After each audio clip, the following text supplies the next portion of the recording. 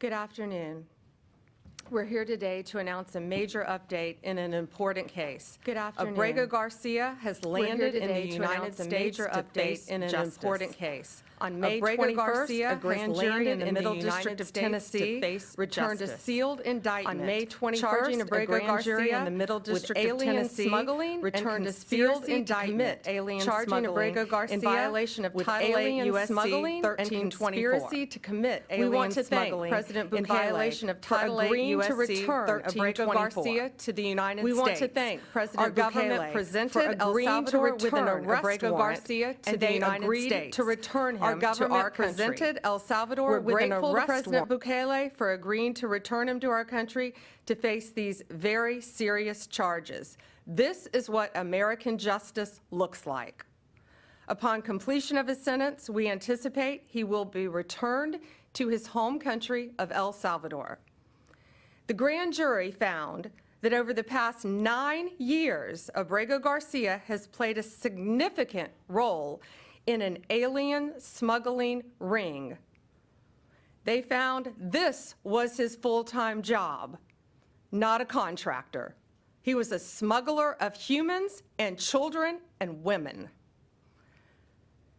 He made over 100 trips, the grand jury found, smuggling people throughout our country, MS-13 members, violent gang terrorist organization members throughout our country. Thousands of illegal aliens were smuggled. This is especially disturbing because Abrego Garcia is also alleged with transporting minor children. The defendant traded the innocence of minor children for profit.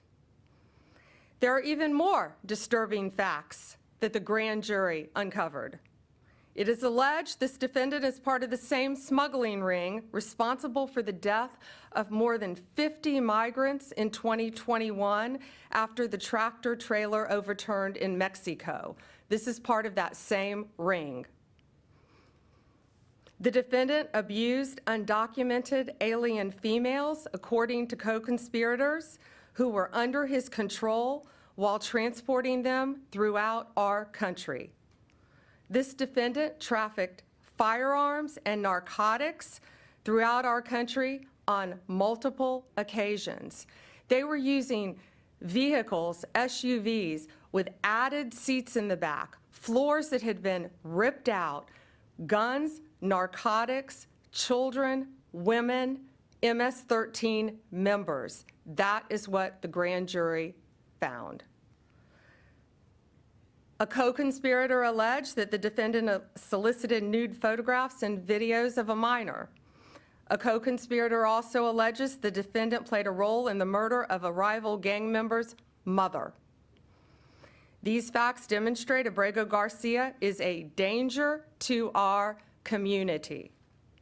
We want to thank the Department of Homeland Security, the FBI, our state and local partners, our acting U.S. Attorney Robert McGuire, and prosecutors from the Joint Task Force Vulcan.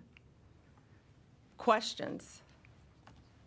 Attorney General, the traffic stop that we've seen video of from Tennessee, where Abrego Garcia was first identified by the local authorities, at the time, the Homeland Security Department declined to take custody of him. What has happened in between that time and in between the time that the government has been arguing that he was not returnable from El Salvador? What has happened since in this investigation that brought you here? Yes, the question was in 2021, there was the traffic stop. And what has changed since then? What has changed is Donald Trump is now president of the United States and our borders are again secure. And thanks to the bright light that has been shined on Abrego Garcia, this investigation continued with actually amazing police work. And we were able to track this case and stop this international smuggling ring from continuing. But these were recently found facts, right? Yes, okay. recently found facts.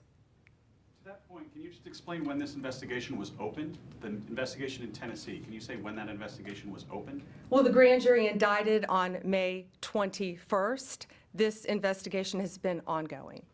This case has been hotly debated here in Washington. In your mind, does this resolve that issue in terms of his deportation? And should this be seen in any way as complying with the judge's order to return him to the U.S.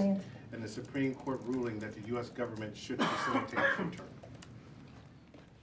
There's a big difference between what the state of play was before the indictment and after the indictment.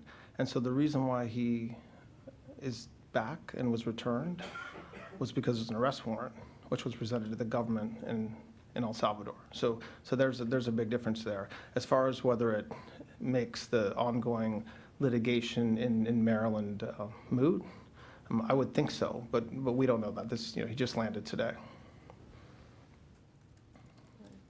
Jake, CBS. I just want to confirm what you said earlier, that you're intending to prosecute him and keep him in an American prison if he's found guilty, and then would remove him after his sentence is over. Correct. Yes, he will be prosecuted in our country, sentenced in our country if convicted, and then returned after completion of his sentence.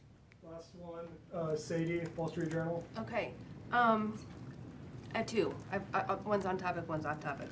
Maybe I misunderstood you, but you were mentioning, that he had some involvement in a murder, or was connected to groups that had, involved with this other smuggling ring.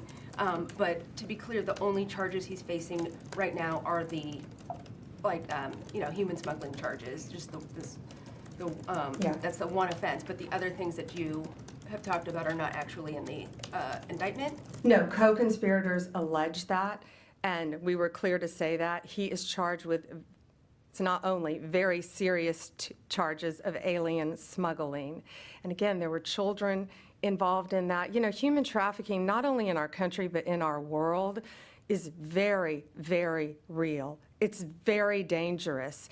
And as you saw recently in Virginia, the arrest we made of the MS-13 member, unrelated to this, we learned at that press conference, that's where they bring young children into our country and they start grooming them at middle school age to become MS-13 full-fledged members, commit violent crimes throughout our country.